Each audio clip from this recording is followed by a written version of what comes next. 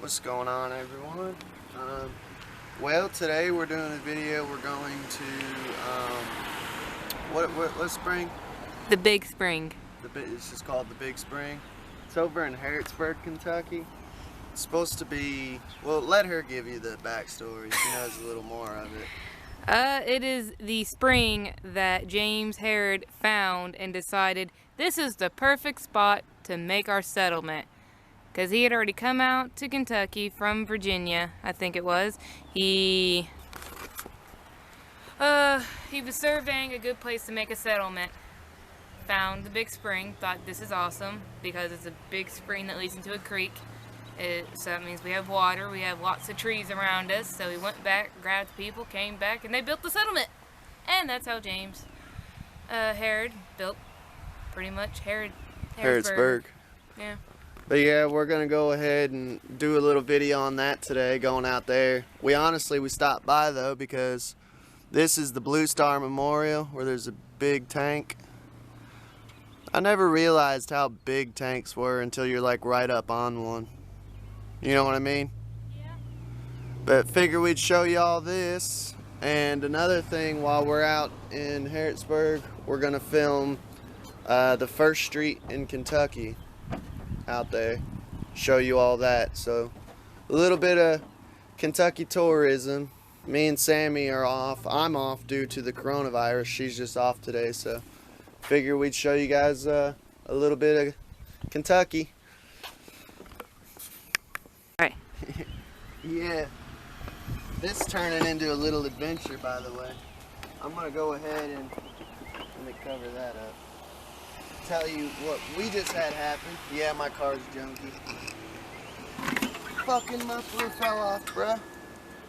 Muffler fell off. We were on the way to get a blinker, and muffler fell off in the parking lot. So I figured I'd tell you that craziness. We're still gonna go though, but we'll show you on about 2 seconds for you. It's about an hour drive for us. So Begin.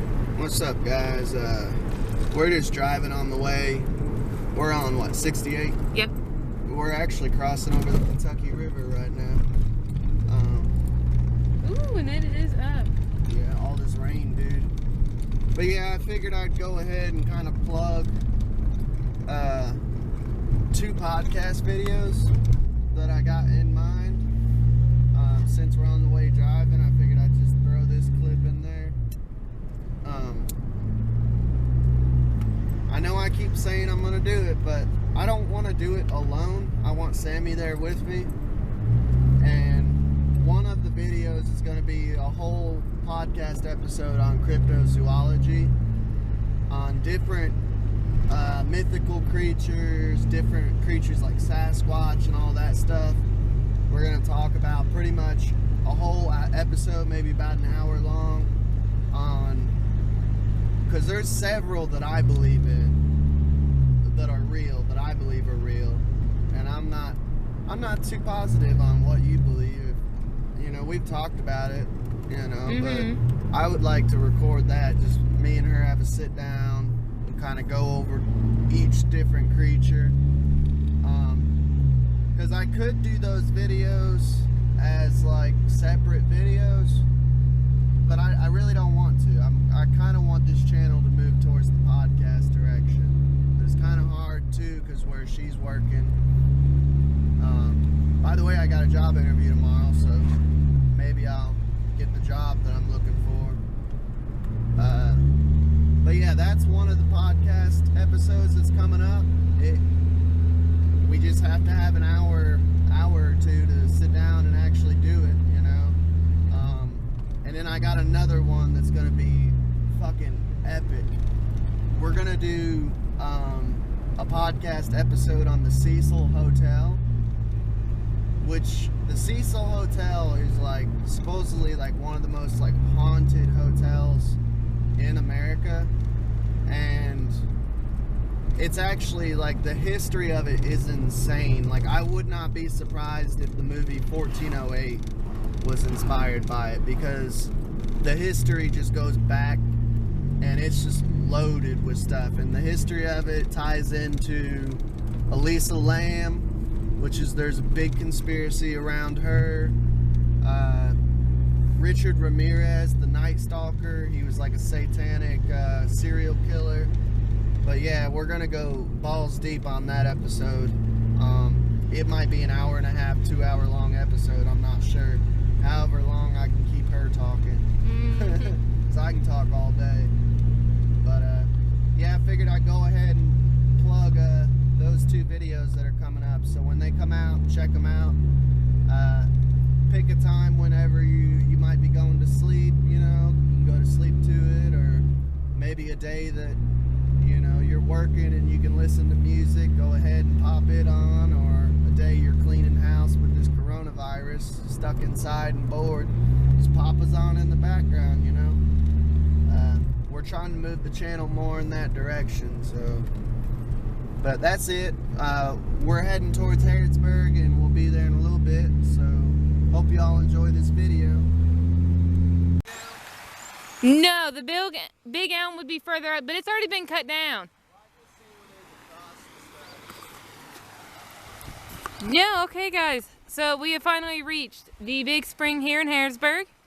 It's called also a boiling spring due to the fact of all the water underneath gets pushed back up through pressure, and so it looks like it's boiling.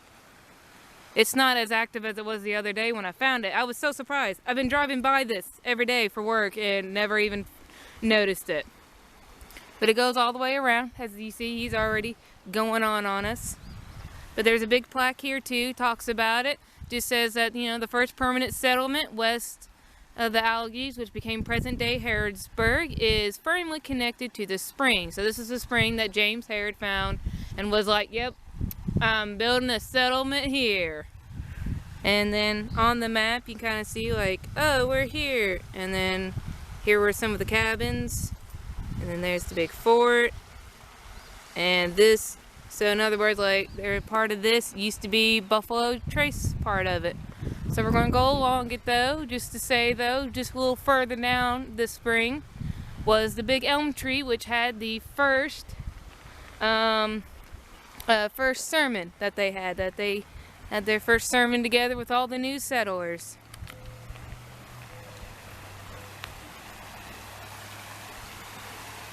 And then I know somewhere along this way, Here's a crawdad skeleton. Found a crawdad skeleton? Yeah. Yep. Look at them claws. It's neat out here. Yeah, the tree's pretty. Yeah.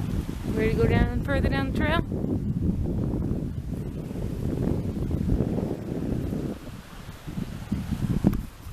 Did you tell him the history of that big elm or whatever? There's a little Yes, I cross have. there, I guess, kind of to mark the spot. Probably. Yes, I did tell them about the big elm. Now, the big elm, though, the part I haven't told about it, is that in 1861, it was struck by lightning, and due to the fact that it destroyed it so much, that literally next day, the mayor was like, yeah, we got to cut this down. So the actual big elm that they had their sermon under is no longer standing. It's gone. I ain't gonna lie, that little devil child in me's like, sorry. That's quite all right. So this ran somewhere kind of in between, I think, some of the cabins. If I'm not mistaken. It's pretty though. Here, hold for a second. I've got to roll up my...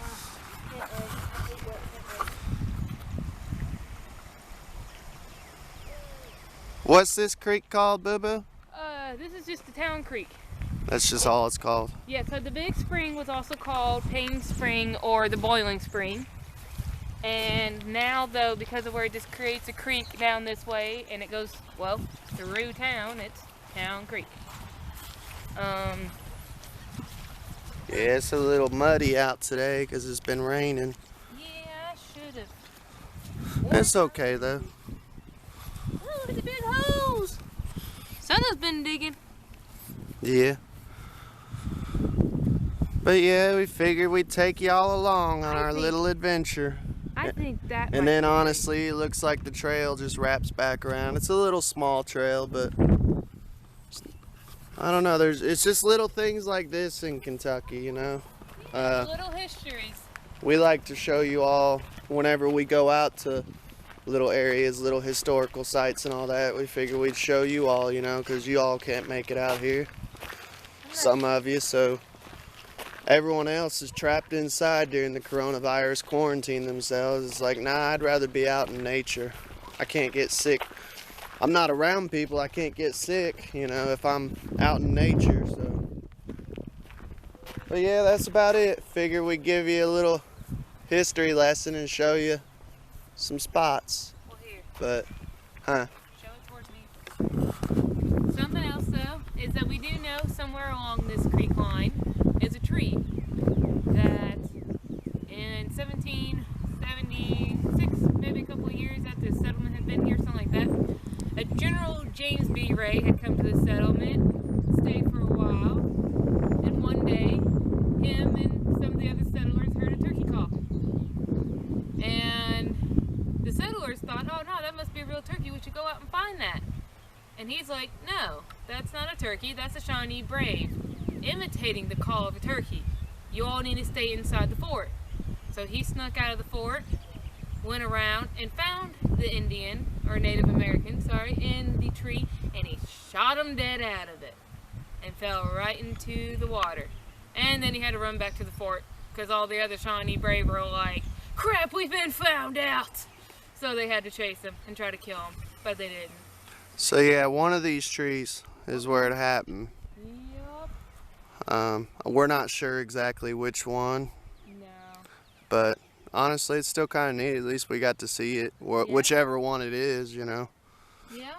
Well, he said he fell in the water, so heck, it could be that one right there, dude. It could be that one. There was another one I thought maybe a little further down that possibly could be it. I mean, just yeah, one way or another, it has to be. There would have had to been enough limbs over top of the water that when he was shot, you know, he'd have to fall down into that way and splashed into it. But yeah, that's about it. This is a little tiny trail, so we're gonna go ahead and cut it off, let y'all go. Give us a like, a thumbs up, subscribe if you haven't, share the video if you want. Y'all stay safe in the coronavirus, so peace.